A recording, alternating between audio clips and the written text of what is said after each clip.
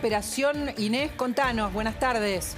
Buenas tardes, María Laura. Así es, hace unos muy pocos minutos terminó una operación de 3 horas a la que fue sometido el Papa Jorge Bergoglio.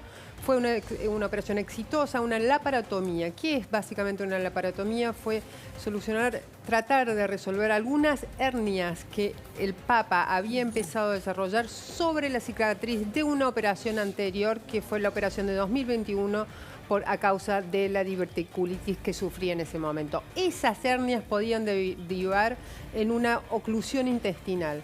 Por lo tanto, los médicos determinaron ayer que había que someter casi de urgencia a la operación al Papa para evitar llegar a ese punto que es de un enorme dolor y de bastante riesgo de vida. Claro, es riesgosa, sobre todo por la edad, ¿no? Exactamente, varios factores hicieron poner en alerta al equipo médico que rodea al Papa. Primero, la edad, 86 años tiene Jorge Bergoglio. Segundo, la necesidad de someterlo a una anestesia general para poder seguir adelante con la laparotomía. Y tercero, ya el Papa viene sumando varias afecciones, María Laura. Sí. No solo la de su pierna, la rodilla derecha, que le imposibilita prácticamente caminar. Hace aproximadamente 2 meses, a fines de marzo pasado, fue nuevamente ingresado en el Policlínico Gemelli, donde está hoy. ¿Por qué? Por una afección pulmonar. Sí. Y la diverticulitis, que también lo tiene a mal traer. Son varios temas que se van sumando para debilitar la salud del Papa. A ver, es importante contar o entender, Inés, por qué se hablaba de una operación como con un tono más suave hasta estas horas, ¿no? Se hablaba de que el Papa tenía que internarse, tenía que ser sometido a una operación, pero la importancia se está conociendo ahora, en realidad. Sí, es verdaderamente una intervención de una cierta gravedad, de una cierta urgencia. No es una intervención que trate de solucionar un riesgo de vida, eso seguro. Pero sí la oclusión intestinal a la que se puede llegar cuando se forman estas hernias puede implicar un enorme deterioro de salud para el paciente o la paciente. Bien, eso por un lado. Ahora, hay otra cuestión, que es toda la cuestión de imagen que rodea la salud papal y que también inquieta al Vaticano, porque el Papa es el líder de la Iglesia Católica, un líder diplomático global y por lo tanto necesita de salud para poder desarrollar todas sus actividades y mantener su influencia. Eso es algo que viene inquietando al Vaticano al punto de que la última internación, que fue la de marzo, el 29 de marzo pasado, luego de que cumpliera 10 años de papado, esa internación tuvo que ser acortada. Los médicos querían dejarlo un poco más, pero el Papa decidió salir antes para evitar que los rumores en torno a su salud se agravaran y por lo tanto también pusieran un poco en duda la magnitud de su influencia.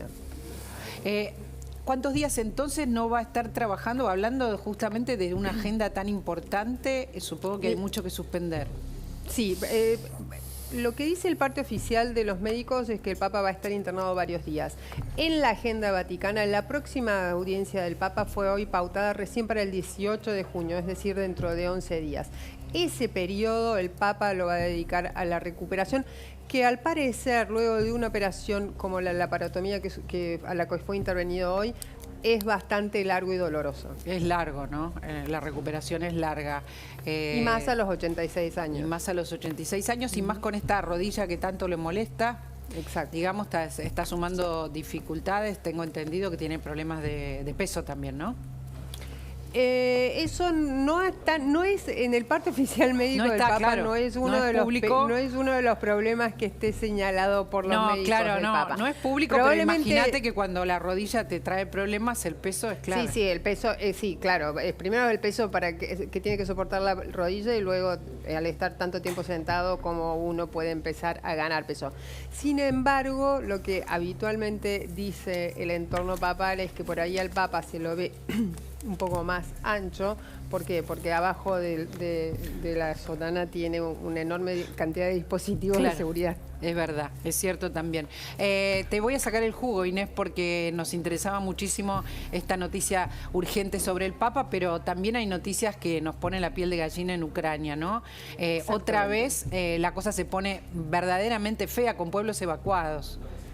Otra vez la guerra llega a afectar directamente a la vida diaria de los ucranianos. ¿Y cómo lo hace?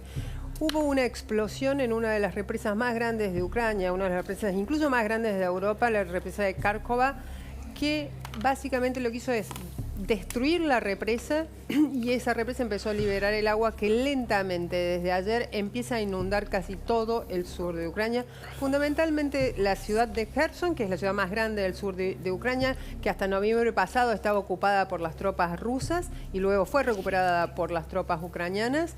Y otro dato significativo, muy significativo para los ucranianos, es también empieza a inundar las tierras más fértiles de Ucrania que se encuentran justamente en torno a ese cinturón del Dnipro. El Dnipro es el río que hoy que divide a Ucrania y que hoy también actúa como línea divisoria entre el territorio ocupado por Ucrania y el territorio ocupado por las tropas rusas.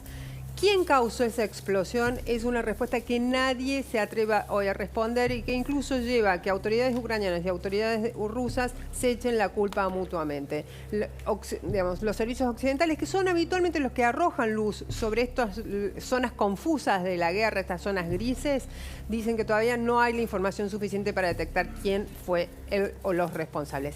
Sin embargo, un poco lo que dicen los analistas militares, los analistas de guerra occidentales, es que probablemente esta explosión en el corto plazo beneficia a Rusia de dos maneras. Primero, demora la contraofensiva, la muy anticipada contraofensiva ucraniana con la cual las tropas comandadas por Volodymyr Zelensky pensaban recuperar bastante terreno ruso y, por otro lado, infligirle un golpe político bastante duro a Putin. Eso por un lado. Y por el otro lado, a mediano plazo, lo que hace estas tierras inundadas, que van a ser muy difíciles de drenar, es interrumpir la marcha de la infantería ucraniana hacia el este de Ucrania, que es, digamos, la zona crítica de control ruso. A ver, estamos hablando de la guerra, lo que explica Inés es cómo se complica en relación al país invasor, pero lo que más fuerte, las imágenes que nos está trayendo son las más fuertes, ¿no? Estiman que son como 20.000 personas las damnificadas. Yo no sé si a esta hora ya son más.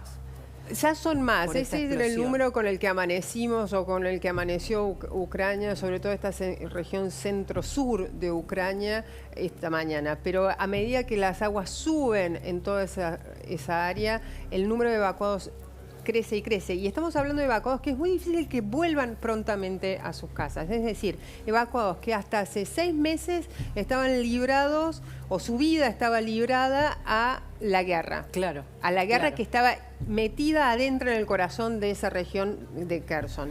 Bien, hoy esa vida ya ahí, en ese lugar, ya no existe porque todos estos evacuados han sido desplazados por el agua y es muy difícil que vuelvan a sus casas. Lo vemos en las caras, eran caras que hacía mucho que no veíamos en Ucrania, María Laura, caras de muchísimo sufrimiento, de dolor y sobre todo de una incertidumbre gigantesca, la incertidumbre de la guerra y la incertidumbre de la inundación. La inundación por la explosión. Hay otra vez migrantes, ¿no? Otra vez estamos viendo lo mismo. Miles y miles de personas que no van a tener otra vez casa propia o su casa, pierden todo por la guerra. Inés, siempre un lujo tenerte. Gracias a ustedes, María Laura. Un placer. De la Argentina, información urgente también.